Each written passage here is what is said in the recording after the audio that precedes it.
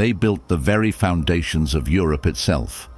Today, we're uncovering 5 barbarian leaders who didn't just conquer the empire, they replaced it. And in doing so, they became the unexpected founders of modern nations. Our story begins in 410 AD, when the unthinkable happened. For the first time in 800 years, Rome, the Eternal City, was sacked. The man behind it? Alaric the Fair, king of the Visigoths. But Alaric wasn't just a looter. He had a vision. He wasn't seeking destruction. He had repeatedly offered peace, demanded a legitimate place for his people within the empire, and sought respect. He saw his people not as conquerors, but as partners. When Rome refused, he showed them the price of their arrogance. After the sack, he led his people towards southern Gaul and into Spain, where the Visigothic kingdom would eventually rise, a clear precursor to modern-day Spain and Portugal. Alaric didn't destroy civilization. He simply shifted its center of gravity. Next, before there was France, there was Clovis. As the ruler of a scattered collection of Frankish tribes, Clovis achieved something truly revolutionary. He united the Franks under a single banner, conquered his rivals, and then made a brilliant strategic move. He converted to Christianity and forged a powerful alliance with the Church of Rome. This wasn't just a matter of faith, it was masterful politics. By embracing the Roman religion, he earned the loyalty of the Gallo-Roman population he now ruled. Clovis laid the groundwork for what would become the Kingdom of France. Centuries later, his name echoed in the title Louis, the name of nearly every French king that followed.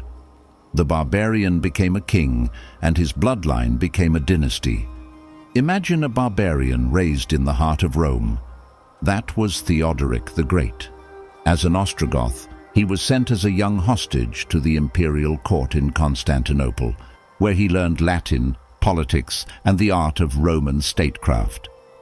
Then he returned and took Italy for himself. But he didn't burn Rome to the ground, he preserved it. Theodoric ruled from Ravenna, skillfully maintaining Roman laws, its institutions, and even hiring Roman administrators to run his kingdom. He was a barbarian by birth, but he ruled like an emperor by design. His long and peaceful reign marked a crucial bridge between the classical world of Rome and the emerging medieval Italy. Now for a leader who ruled the waves. Genseric started with almost nothing, ruling a small tribe on the verge of extinction. Genseric started with almost nothing, ruling a small tribe on the verge of extinction, and built a formidable naval empire that terrorized Rome for decades. He even sacked Rome in 455 AD, but unlike Alaric, he did it from the sea. Genseric turned the Vandals into a superpower in North Africa, shaping the course of Mediterranean politics and influencing the regions that would become modern Tunisia and the coastlines of southern Europe. His name became so feared, it gave birth to a new word, vandalism. But what he really did was build an empire that Rome couldn't stop. Finally, we meet the man often called the Father of Europe.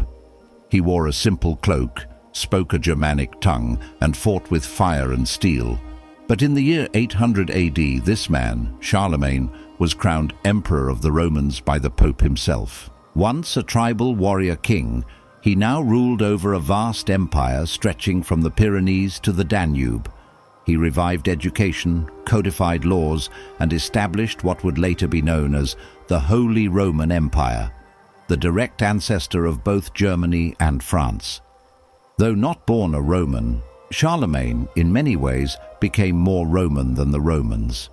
He unified a continent and created a new European identity. Barbarians, that's what the Romans called them. But history remembers them as founders. They didn't just break the empire, they rebuilt Europe in their own image. Spain, France, Italy, Germany.